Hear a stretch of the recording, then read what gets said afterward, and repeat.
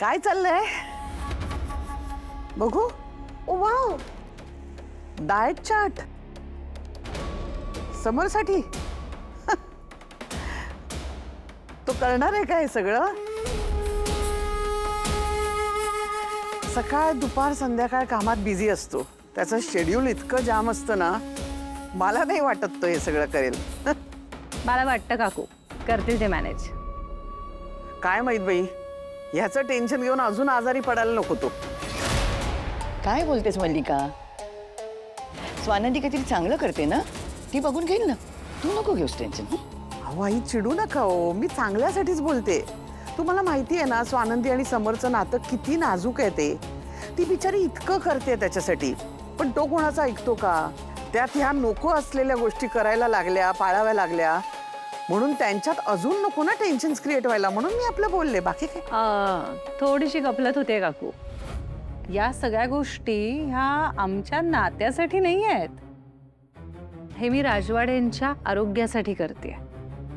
आणि आता health awareness आहे ना त्यांच्यात, तुम्हाला तर माहितीच, त्यामुळे अहो करतील ते. हो, पण मला आपलं असं वाटतं की म्हणजे आता बघा, आपण जर कमी तेलकट, कमी तुपकट किंवा घाण्यावरचं तेल वापरलं नाहीच, तर जेवण जर आपण असं छान साजूक तुपामध्ये केलं ना, भाज्या वगैरे, तर त्याचे परिणाम एका दिवसात नाही दिसणार, बट इव्हेंच्युअली काही दिवसानंतर आपल्या सगळ्यांनाच त्याचे परिणाम दिसायला लागतील. आणि एकदा का परिणाम दिसले की मग तर डेफिनेटली फॉलो करतील ते सगळ्या गोष्टी.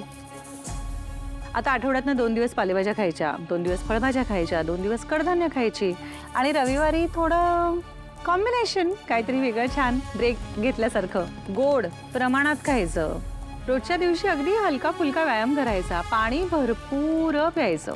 म्हणजे म्हटलं तर शिस्त, पथ्य, आणि म्हटलं तर आपलं नॉर्मल आयुष्य चालू आहे असंच. आणि करतील मला वाटतं ते. आता कुणीच काकू ठरवून आज आपल्या तब्येतीचं नुकसान करूया असं तर म्हणत नाही ना. नंदू, हे सगळं तूच करू शकतेस.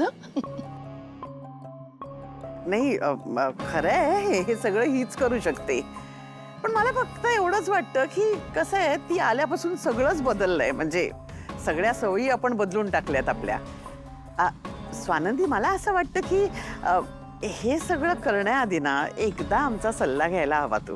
बस गप्प बस ग मल्लिका, उगीच आडकाठी घालू नकोस. आणि चांगले बदल स्वीकारायला काय हरकत आहे, मी म्हणते. मी तर ऐकणार आहे नंदू तुझं. मल्लिका, तुला जर तुझ्या तब्येतीची काळजी असेल ना, तर तू पण ऐकशील तिचं. चल ग, घेते. आलेच. माझ्या तब्येतीची काळजी करते म्हातारी.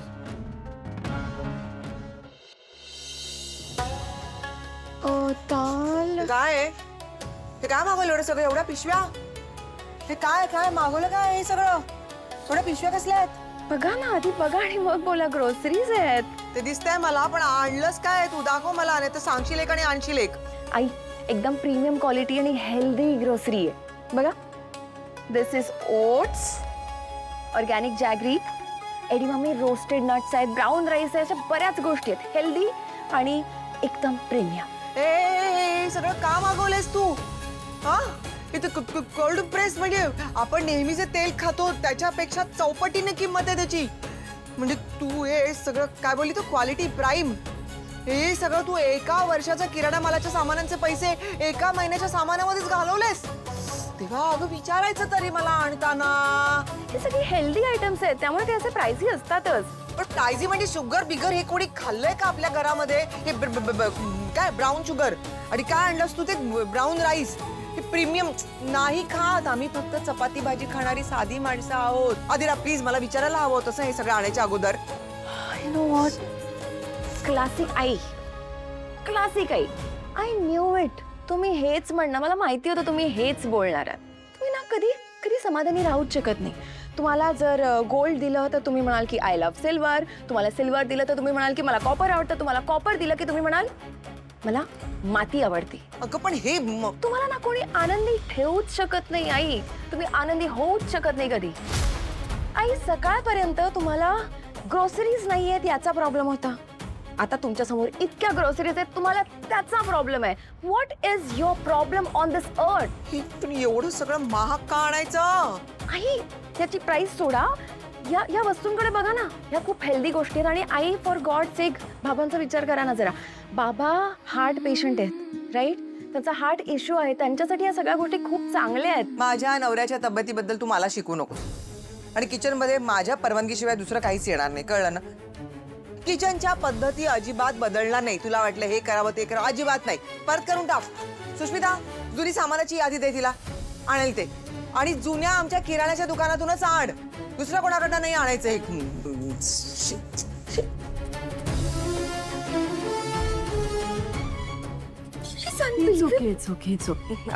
तिच्यासाठी ना आपण वेगळी मागूया. हा, लिस्ट पाठवते मी तुला. फक्त ना ह्या गोष्टी परत पाठवू नको. आपण वापरूया ना. मी तुला पाठवते दुसरी यादी. चल.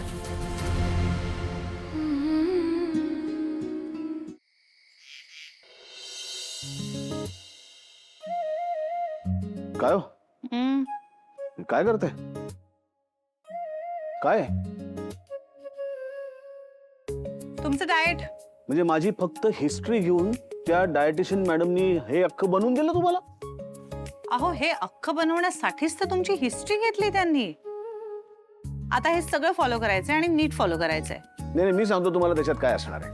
त्याच्यात असं असणार आहे की हेल्दी खा, वेळेत जेवा, स्केड्यूल पाळा, व्यायाम करा, प्राणायाम करा, हे करा ते करा. मी हे असलं काहीही करणार नाही. तुम्ही मला सांगितलं, तुम्ही हट्ट केलात, मी तुमच्या बरोबर तिथे आलो, याचा अर्थ मी ते फॉलो करीन असं होत नाही. मुळात मला कोणी स्केड्यूल मध्ये अडकूच शकत नाही. मला हे जमणार नाही. मुळात चांगल्या सवयी लावून घ्यायची हरकत काय आहे? तुम्ही जरा हे सगळं जास्त सिरियसली घेता असं नाही वाटत तुम्हाला? आणि तुम्ही तुमचं हे जे काय वागणं आहे ते अति सिरियसली घेताय आणि पूर्ण निष्काळजीपणा करताय, असं नाही वाटत आहे का तुम्हाला? काल बीपी शूट झालं होतं तुमचं. अहो, कामाच्या प्रेशरमुळे होतं असं कधीतरी. एवढं काय त्याचं कौतुक आहे? तुम्ही टेन्शन घेऊ नका आणि प्लीज माझ्यासाठी इतके एफर्ट्स घेत जाऊ नका. तुमच्यासाठी सगळे एफर्ट्स घेणार आहे मी. आता तुम्ही माझ्या बाबांसाठी एवढं सगळं केलं की नाही? मग माझ्या मित्रासाठी मी पण करणार. आणि तुमच्यासाठी मुळात मी काहीतरी करायचं ठरवलं तर तुमची हरकत काय आहे? हे बघा, सारखं मी तुमच्यासाठी काहीतरी केलं म्हणजे तुम्ही माझ्यासाठी केलंच पाहिजे असं काही नाहीये. आहा, नात्यामध्ये देवाणघेवाण असावीच लागते. आणि मुळात ही सगळी चांगली देवाणघेवाण आहे की नाही? मग आता हे सगळं फॉलो करायचं. आणि फॉलो केलं ना की तुमच्या गोळ्या पण बघा, तुम्हाला कळणार पण नाही, अशा गुल होतील आयुष्यातून. बघू.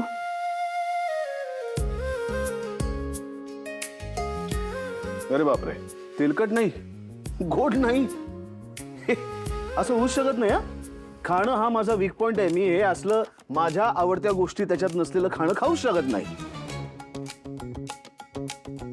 अहो, पण मिळेल, कोण म्हणतंय नाही?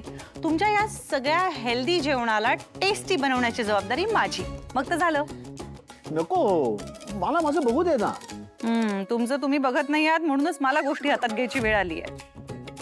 आणि मी काही तुम्हाला सोडत नाही आता. पण का का सारखं सारखं असं वागता तुम्ही? बरं, असं म्हणजे असं बायको सारखं? बायको तर आहेच नाही तुमची. आपलं नातं तडजोडीचं असलं तरी जगासाठी आपण नवरा बायको आहोत की नाही? हे बघा, मला ना या असल्या गोष्टींची सवय नाही अजिबात. अहो, सवय होईल. तुम्ही फिट राहण्यासाठी आपण ह्यातलं सगळं फॉलो करणार आहोत. आणि आता मागे नाही हटायचा.